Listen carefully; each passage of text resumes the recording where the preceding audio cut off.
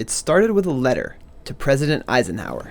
Dear Mr. President, I've been reading a book about you, and I think you live the most exciting and the most interesting life, more than any other president. A 10-year-old Barry Landau recalled visiting Washington as an Easter tourist. It was a great thrill to see the White House and roll the eggs on the lawn. It would have been better to see you too. I'm enclosing a self-addressed envelope. If you could let me have your autograph on my album of great men. Thank you so very much. Sincerely yours, Barry Landau.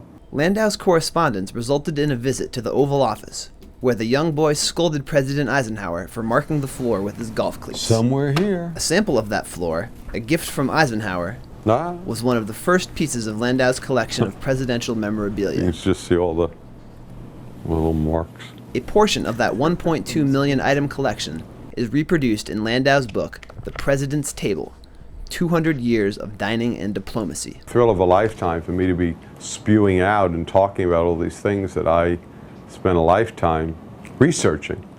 People asked me how long it take to do the book, and I said a year. They said, what? After an internship during the Johnson administration, Landau was at the White House when a member of President Nixon's staff was horsing around. And he had a letter opener in his hand, and the president, he didn't know the president was behind him. And as he was waving his hand, and all of a sudden I grabbed it lest he blind the president of the United States. So the president said, you know, I think we need to keep you around. And I started coordinating youth concerts under Nixon.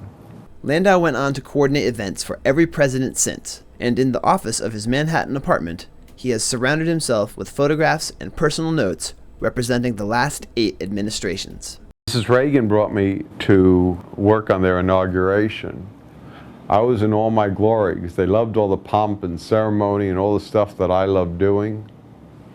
And in fact, if you look at that photograph, there's President Reagan is actually thanking me here. There I am.